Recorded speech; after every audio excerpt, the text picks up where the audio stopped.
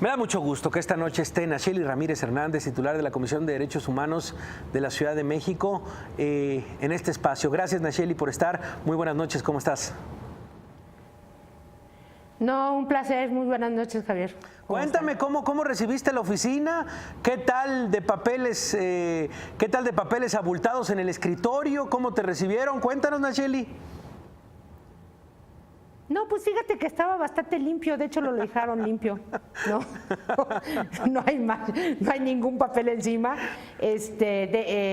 Ya me entregaron las llaves, eso sí, pero digamos que el proceso ya de entrega y de platicar con el personal, de ver qué está pasando, de trazar rutas para ir adelante, empezará el día de mañana. Será el día de mañana. Bueno, nos da mucho gusto que estés con nosotros esta noche, justamente desde estas oficinas, Nachely, y tal vez podríamos empezar con una evaluación, con tu mirada, en este momento que tomas la Comisión de Derechos Humanos, ¿en qué situación está?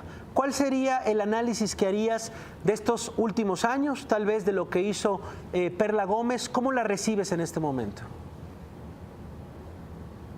Mira, yo creo que lo primero que me llama la atención es que recibo una comisión que por diferentes procesos y decisiones se fue cerrando a la ciudadanía, ¿no? Entonces, lo primero es abrir las puertas, y cuando hablo de abrir las puertas es facilitar que las víctimas puedan tener aquí exactamente la voz que no tienen en otros lados, ¿no? Básicamente las comisiones se conocen como las defensorías del pueblo, y eso es lo que hay que hacer, es que las víctimas y los quejosos, los que sientan que están siendo vulnerados sus derechos, pueden tener una comisión abierta a ellos, ¿no? También a las organizaciones de la sociedad civil. Nosotros no tenemos que reconocer que esta comisión se construyó también de la mano de las organizaciones. La agenda de derechos humanos no surge de los gobiernos. Hoy tenemos, qué bueno, desde el 2011, un bloque constitucional que nos plantea los derechos humanos a nivel de la constitución política, pero digamos que todo el proceso de construcción fue un proceso hecho desde la ciudadanía, y básicamente cuando hablamos de abrir la comisión a eso, también nos estamos refiriendo a esa parte. Y aunque no lo crean, también una comisión de puertas abiertas a los poderes legislativos, a la administración, a los poderes judiciales, porque la agenda de derechos humanos es una agenda compleja que no puede ser, digamos, tratada, no puede ser resuelta nada más por un sector o una persona, ¿no? Sino que tiene que ser, digamos, una agenda colaborativa, una agenda de diálogo, una agenda en donde todos y todas participemos exactamente en lo que son estos retos, ¿no? Me llama mucho la atención, Nachely, me llama mucho la atención este matiz que le das cuando dices, aunque no lo crean, es una comisión que va a estar abierta también a la parte legislativa, a la parte del gobierno local, a la parte del gobierno federal, porque efectivamente, y yo creo que el matiz que le das es porque en los últimos años se ha pensado que las comisiones de derechos humanos incluso estorban. Ese es el tema, la manera en la que los políticos ven a la Comisión de Derechos Humanos. ¿Cómo cambiar este chip? Bueno, de entrada poniendo el diálogo sobre la mesa.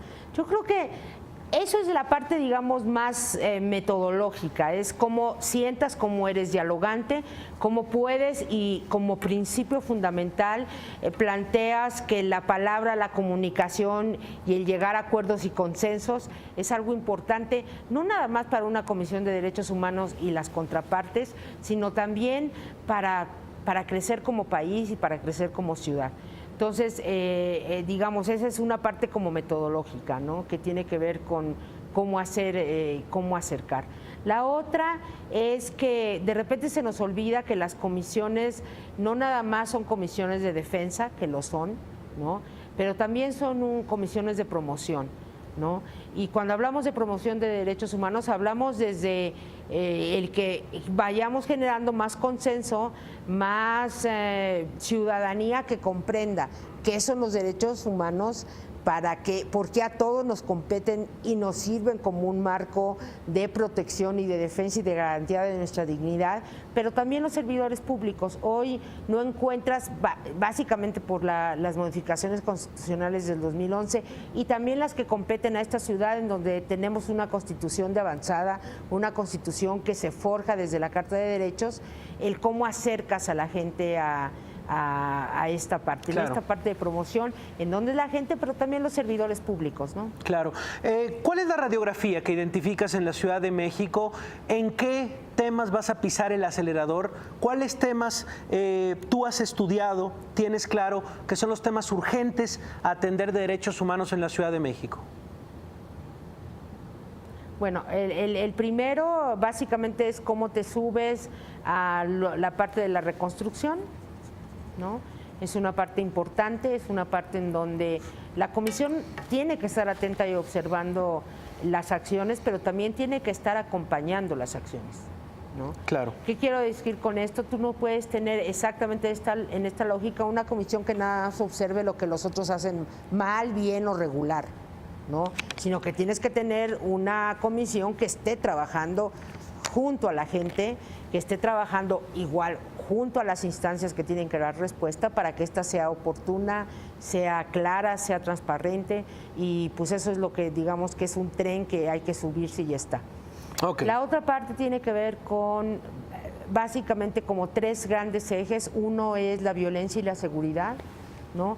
Y cuando hablamos de esto lo hacemos desde una lógica de derechos humanos, es decir, no es nada más una cuestión de más policías, menos policías y cómo lo hacen, sino es una cuestión de violencias sociales. Hay que hablar de prevención, hay que ver que además se da en todos los ámbitos y que eso tiene que ver con un cambio igual cultural, y yo creo que ahí la comisión tendrá que ser coadyuvante en las lógicas de cómo avanzamos en esa agenda. La otra tiene que ver con la movilidad.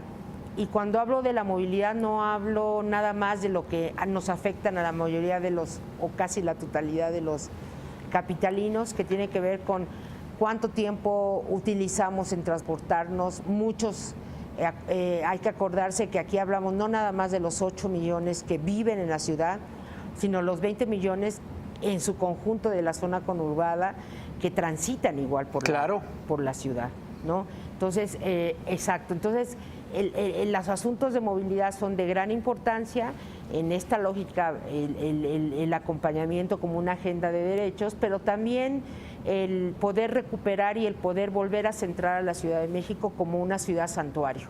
¿De qué estoy hablando? Hoy tenemos en el último año cada vez un mayor crecimiento de migrantes retornados, ya sea solos o con sus familias, y muchos de ellos no están regresando a sus estados de origen, se están quedando en la Ciudad de México.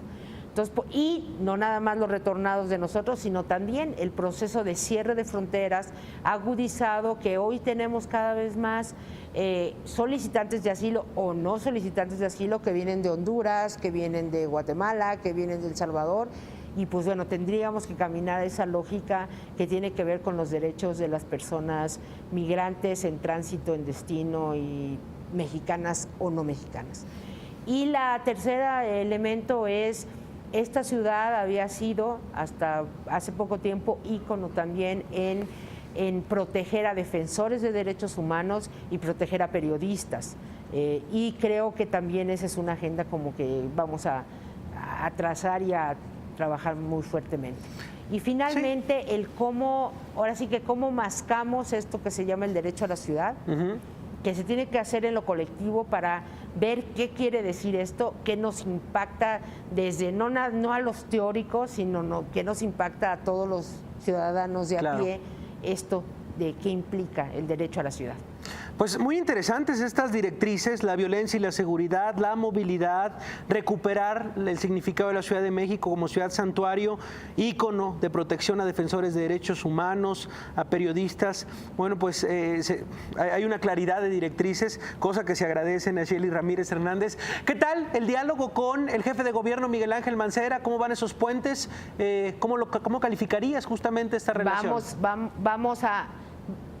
Claro, vamos a construirlo. Yo creo que de entrada hay que reconocer que este proceso es un proceso que requiere de ser generosos y reconocer cómo vamos avanzando.